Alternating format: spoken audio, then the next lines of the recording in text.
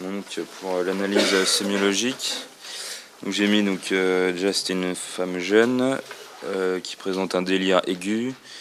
Les mécanismes sont imaginatifs et interprétatifs. Thème mystique, syndrome d'influence mégalomaniaque. J'ai mis qu'il y a un facteur déclenchant avec une période de stress. Ouais, c'est bien. Voilà, il y a... Alors, juste pour le délire, il y a une adhésion totale, une participation affective, et c'est non systématisé. Et puis, il y a aussi une agitation de la patiente. D'accord. Voilà. Bon, c'est bien. C'est pas ordonné dans l'ordre habituel. En fait, il y a un ordre très, très classique en psychiatrie pour analyser un délire. Donc, c'est terrain, syndrome délirant, aigu. Donc, il faut préciser aigu ou chronique. Aigu inférieur à 6 mois, chronique supérieur. Début brutal. Ça, je sais pas si tu l'as dit. Il faut dire que c'est un coup de tonnerre dans un ciel serein, la BDA. Un facteur déclenchant, donc tu as bien dit. Après, on parle de mécanismes. Il vaut mieux préciser qu'ils sont multiples dans ce cas-là, qu'il y en a beaucoup, en fait, que c'est polymorphe, etc. C'est aussi le tableau de la BDA, donc il faut penser à le ressortir. Donc après, il faut les retrouver. Des thèmes riches et multiples. Donc pareil, il faut mettre le mot multiple, c'est important. L'organisation ensuite, le vécu délirant, l'adhésion. Voilà, moi je vais rajouter existence du péril imminent pour justifier l'HDT après, même si ce n'est pas une pure sémiologie. Et de préciser, par contre, c'est important que l'examen somatique est normal. Et le scanner en plus. Ça, c'est super important. En psychiatrie, c'est aussi un réflexe. Vous avez le réflexe suicide et vous avez le réflexe examen somatique normal, quoi. Éliminer une organicité à tout prix. Si on vous demande de choisir entre les deux, par exemple, qu'est-ce qui vous manque pour orienter votre prise en charge, c'est adapté au dossier, quoi. Si vous êtes dans un dossier de TOC et que le gars il présente des symptômes dépressifs, c'est pas forcément... il y a des trucs cliniques qui vont donner des TOC, mais dites aussi j'évalue le risque suicidaire. C'est plus pertinent dans cette situation-là. Si vous êtes dans une manie délirante chez un mec qui a un syndrome confusionnel et qui a 50 ans et c'est le premier épisode, là vous n'hésitez pas. Ce qui est important, c'est l'examen somatique. Généralement, par exemple, les patients maniaques, c'est pas ceux-là qui vont se suicider. Ils vont mourir d'autre chose, des conséquences de leur hyper-excitation, etc. Mais pas de suicide. Il faut s'adapter, quoi. Mais c'est les deux réflexes principaux qu'il faut que vous ayez. Alors, question d'après ? Alors, dans les hypothèses, j'avais mis un état psychotique aigu. Ouais.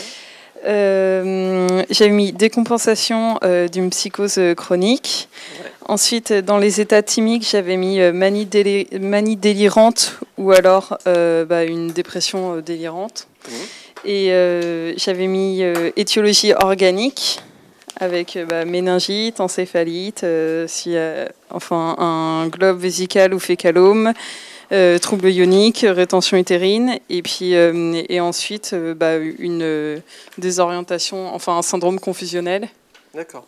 Bon, je pense que là, quand on vous dit dans un énoncé que l'examen clinique est normal et que le TDM est normal, il ne faut pas trop le remettre en question. En fait, faut pas vous compliquer la vie, parce que c'est pas qu'on vous enlèvera des points pour évoquer toutes les causes somatiques.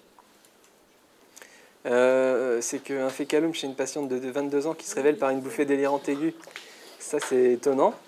Mais en tout cas, on ne vous enlèvera pas de points. Par contre, vous perdez beaucoup de temps. Et l'essentiel, c'est de finir les dossiers. Donc, méfiez-vous, quoi. Si c'est normal, croyez ce qu'on vous dit dans le texte. Allez pas mettre en cause, dire oui, mais peut-être qu'il a été mal examiné. Surtout parce que c'est un psychiatre. C'est vrai qu'on n'examine pas toujours très bien. Mais en général, on élimine quand même... on n'élimine pas le fécalome, mais on élimine une cause organique, quoi. Donc, voilà. Ensuite, il vaut mieux, du coup, que tu t'attardes plus sur les psychoses délirantes aiguës et que tu te dises qu'éventuellement, elles pourraient être secondaires à un toxique, à un médicament, même si là, c'est pas dit, ou à une étiologie organique, juste en le disant comme ça, quoi, mais sans aller plus loin. Quand on dit psychose secondaire à une étiologie organique, on pense, je sais pas, à un neurolupus, à quelque chose comme ça, mais plus à des trucs sans aller dans les détails, parce que là, c'est pas le but. D'accord. Ensuite, pour le plus probable, j'avais mis bouffée délirante aiguë. Ouais. Et comme examen complémentaire, j'avais mis NFS plaquette, ionosant avec glycémie, un bilan hépatique complet, un bilan rénal, ECG, bêta-HCG et recherche de toxiques urinaires et alcoolémie. D'accord, très bien. C'est bon. Nickel.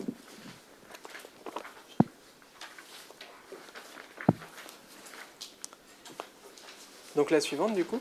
Alors, j'ai mis oui, parce qu'il y a un risque d'auto-hétéro-agressivité. Ouais. Et après, Enfin, le d'hétéro, je certificat. sais pas. Si, elle menace de... Enfin, Je plutôt sais pas. d'auto-agressivité. Oh, c'est que auto-agressivité? Bah ouais, je sais pas, elle menace pas, il n'y a pas de persécuteur désigné. Enfin, je D'accord. sais plus que... Ah, si, elle avait projeté de courir sur le toit des trains, en fait. C'était ça le D'accord, risque. ok. Ouais. Donc c'est même pas de l'auto-agressivité. Enfin, je sais pas ce que c'est. Enfin, D'accord. Bon, il y a... oui. enfin, il y a un péril imminent, quoi. Enfin, on le D'accord. sent bien. Et donc, on fait un certificat daté et signé. Ouais. En mettant je sous-signé, docteur Truc, médecin à Trucville, Ouais. dans... ouais, j'ai mis né, le, nanana, mais il n'y a pas besoin pour le médecin. Non, c'est pas obligé. Mais... Certifié avoir examiné mademoiselle B, né le, A, domicilié A, et qui présente une agitation psychomotrice, des hallucinations, un trouble du cours de la pensée, et qui doit être hospitalisé en urgence en psychiatrie, selon l'article L3212.3 du Code de santé publique. Ouais, ok.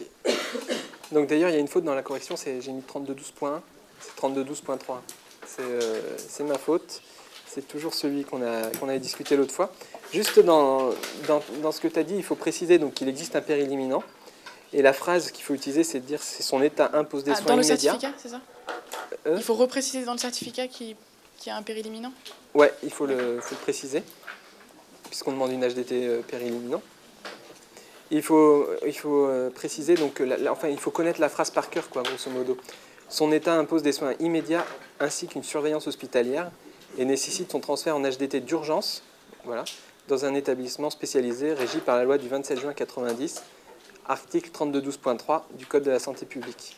Donc daté, signé, suivi des certificats du coup de... Je sais pas si tu as dit. Non. Ah oui, si. Les certificats, c'est réévaluation obligatoire à 24 heures. Ouais. Et après, idéalement, tous les jours aussi. Non. Enfin, tous les 24 heures. Les certificats... alors, le patient, il faut le voir tous les jours. Hein. Enfin, oui. Il faut essayer de le voir tous les jours ou assez de manière rapprochée pour évaluer de toute manière la surveillance clinique, de l'efficacité de la tolérance du traitement. Par contre, les certificats doivent être faits à 24 heures, puis 15 jours plus tard, puis tous les mois, à partir des 15 jours. Quoi. Donc, c'est bon 24, 15, enfin 24 heures, 15 jours et tous les mois. Ok. Tout à l'heure, on pense que ça a été favorisé par le stress de son oral ou pas du tout? Non, on peut dire que c'est un facteur déclenchant. Mais après, enfin, on peut identifier une situation stressante contemporaine, quoi. Enfin, voilà ce qu'on peut dire. Après, on peut pas dire que c'est l'oral qui la met dans ces états-là, quoi. Enfin, c'est... Parce que... Ouais. C'est secondaire à un facteur psychogène. Ouais, en tout cas, qu'il y a un facteur déclenchant identifié, quoi. Ok, question suivante. Je connaissais pas du tout les droits d'une patiente en HDT. D'accord. Bon. Et ben c'est pareil, ça c'est une question de santé publique. Hein. Comme je vous disais la dernière fois, je suis pas allé chercher loin, j'ai fait une question de cours parce que en santé publique c'est ça. Donc en HDT, le patient a le droit de communiquer avec le préfet, le représentant du préfet, le juge du tribunal d'instance, le président du tribunal de grande instance. Alors je lis un peu parce que le procureur de la République, le maire de la commune, de l'hôpital. Il peut saisir la commission départementale des hospitalisations en psychiatrie. Donc ça, par contre, c'est quelque chose d'important que vous devez savoir, quoi. Parler avec le maire, etc., le juge, bon, il a le droit, mais la commission départementale des hospitalisations en psychiatrie, ça, c'est super important. Il peut prendre conseil auprès d'un médecin ou d'un avocat de son choix. Il peut émettre et envoyer du courrier. Il peut consulter le règlement de l'établissement, le règlement intérieur. Il peut exercer son droit de vote. Et il peut se livrer aux activités religieuses ou philosophiques de son choix. Voilà. C'est les principaux droits, enfin, après, il y a quand même autant de droits que lui en donne le règlement de l'hôpital, justement. Ouais, tu as une question ? Une question concernant les différentes options, par exemple, si dans sa bouffée délirantégue, elle fait 5 poches. Ouais. C'est la sauvegarde de justice à pouvoir rembourser les frais dépensés, c'est quelle mesure? Il n'y a pas de mesure magique. En fait, la sauvegarde de justice, je vous invite à aller le revoir, parce que j'en suis plus sûr à 100%, mais la sauvegarde de justice n'est pas normalement rétroactive. C'est-à-dire que vous faites une sauvegarde de justice et ça protège le patient pour ce qu'il pourrait faire après. Mais par contre, vu la situation, on se doute bien que 24 heures plus tôt, la patiente, elle avait le même tableau clinique. Le fait d'avoir fait une sauvegarde de justice peut avoir une valeur auprès du tribunal, etc., pour aller en annulation. Mais ce n'est pas à 100% des cas. Mais il faut la faire, parce que sinon, elle la prive quand même de ça. Il n'y a pas de mesure qui garantisse à 110% la rétroactivité? Non, je crois pas. Mais allez vérifier, quoi. Mais normalement c'est comme ça. Et par exemple, si tu fais un chèque et qu'on fait la sauvegarde de justice, je pense que c'est le jour où est encaissé le chèque. Donc ça nous laisse aussi un petit peu de temps pour agir, quoi. Je sais pas, c'est comme ça que vous l'aviez appris? Ou vous ne le saviez pas? Ouais? Non? On pensait que c'était Vous pensiez que c'était rétroactif? Mais ça veut dire la même chose que ce que vous dites. Si on peut faire une annulation. Bah ouais, on peut s'arranger, quoi. Mais c'est pas du 100%. Allez vérifier quand même. Alors, la question suivante. Donc non, parce qu'il n'y avait pas d'argument pour un trouble de l'humeur. Et c'était un épisode dépressif, sûrement post-psychotique. D'accord, bon bah ça c'est bien. C'est une question classique, hein. C'est pour vous rappeler que dans tout ce qui est psychose, la dépression, c'est une dimension aussi symptomatique qu'on oublie. Par exemple, tout à l'heure, dans le dossier sur la schizophrénie, pour parler d'une analyse sémiologique de schizophrénie, il vaut mieux sortir 4 axes. La dimension productive, la dimension de désorganisation, la dimension négative et la dimension aussi de dépression, qui est souvent passée à la trappe, mais souvent nos patients ils sont super tristes du fait de ce qui leur arrive, quoi. Même si quand ils l'expriment, on ne le sent pas trop parce qu'ils ont un contact émoussé ou quoi. Donc dans les suites d'une BDA, ça arrive souvent. Certains disent que c'est le traitement antipsychotique qui est dépressogène, surtout avec les anciens. Maintenant, avec les nouveaux, c'est plus à la mode de dire ça. Maintenant, on dit que c'est plutôt une évolution propre à l'épisode dépressif, à l'épisode délirant, quoi. Et certains disent que c'est parce qu'on prive le patient de son délire qui comblait un vide et du coup qui se mettent à déprimer. Donc ça, c'est inexpliqué. Bah, c'est une expression, ouais, c'est une. Le deuil du Voilà, c'est ça, c'est une hypothèse un peu psychodynamique, quoi. On ne sait pas trop, en fait. On ne sait pas trop pourquoi il déprime. Voilà. Et on va le traiter par antidépresseur ou pas? Ouais, on peut le traiter par antidépresseur, ouais. C'est-à-dire que si on considère que c'est le neuroleptique qui va induire des symptômes secondaires, de ralentissement, etc., là, on va baisser les doses de neuroleptiques. Si on considère que c'est une dépression, on va mettre un antidépresseur. Et là, il faut avoir les critères, ouais. Il faut avoir les critères, et ça, c'est de l'affaire du spécialiste. Mais on peut mettre des antidépresseurs dans une schizophrénie ou dans un trouble psychotique. Là, en l'occurrence, généralement, les spécialistes le mettraient. Et pour revenir à ce qu'on a fait tout à l'heure sur les preuves, on mettrait des antidépresseurs avec vraiment de faibles preuves, quoi. Enfin, c'est-à-dire que l'évidence-based médecine, c'est 20% de preuves et le reste, c'est du feeling, quoi. Et là, en psychiatrie, c'est 10% de preuves et le reste, c'est du feeling. Enfin, j'exagère, mais on n'est pas loin, quoi. Question suivante. Alors, on suspecte un syndrome malin des neuroleptiques. Ouais. Je sais pas s'il fallait justifier. Non, bah, non, ça suffit. C'est une urgence, en hospitalisant en réanimation, arrêt du neuroleptique avec contre-indication à vie de la classe de neuroleptique, déclaration à la pharmacovigilance, ouais. Et traitement de réanimation avec traitement de l'hyperkaliémie, ouais. avec je sais pas, cahiexalate, gluconate de calcium, bicarbonate. Ça, je sais pas ce que vous en pensez. Il n'y a pas de signe ECG. Est-ce qu'on fait, on fait la totale, quoi. On fait juste du cahiexalate, je sais pas. Ah bah, je sais pas. 5,7. Ouais. 5,7, c'est beaucoup. Non, mais je sais pas. Faut y aller?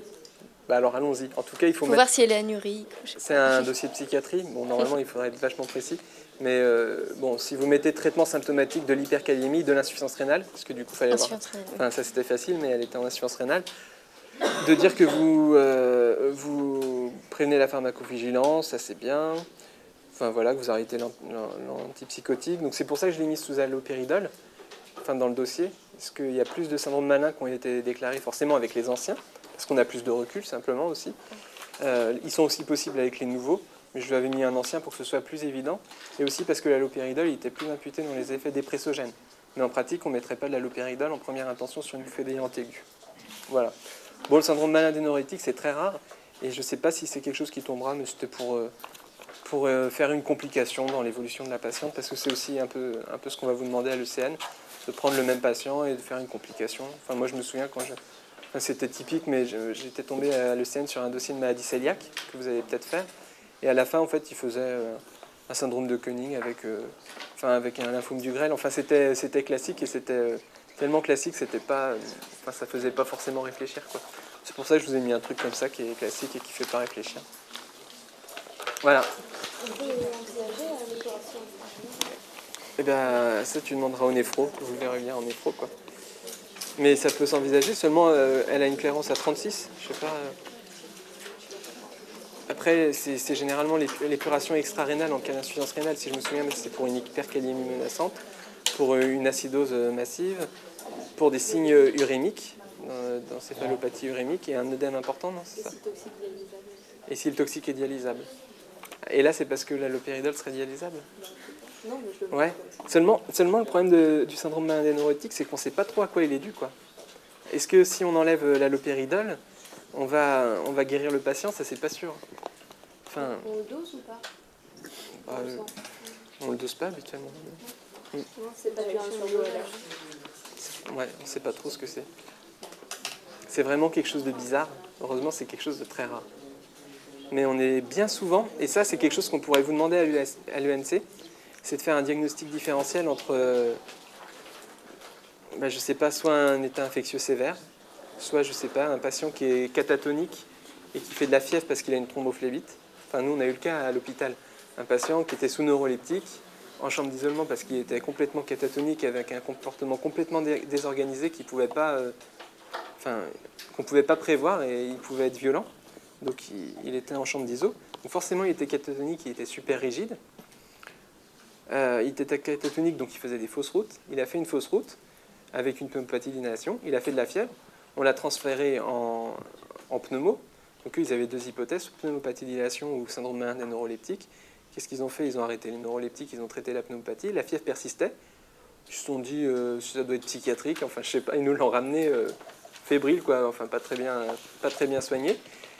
Nous, au bout de 2 jours, on s'est dit, en fait, il y a la pneumopathie qui continue, elle est résistante ou quoi, on l'a emmené. Il est resté 1 semaine, on a trouvé une thrombophlébite. On l'a soigné parce que les thrombophllébites, vous savez, ça peut donner de la fièvre aussi. On l'a soigné par anticoagulant, et son syndrome malade des neuroleptiques a disparu. Enfin, c'était vraiment un cas bizarre, mais ça, on peut très bien vous demander une fièvre chez un patient sous neuroleptique et vous demander différentes causes et de discuter. Ce serait beaucoup plus intelligent que ce genre de questions. Enfin, je suis désolé, je ne vous ai pas fait une question très intelligente, mais je voulais aussi que ce soit adapté en début de D4, quoi. Je ne voulais pas faire un truc trop chaud. Mais ce serait le genre de questions qu'on vous poserait, quoi. Et c'est souvent super difficile, quoi, de faire le diagnostic.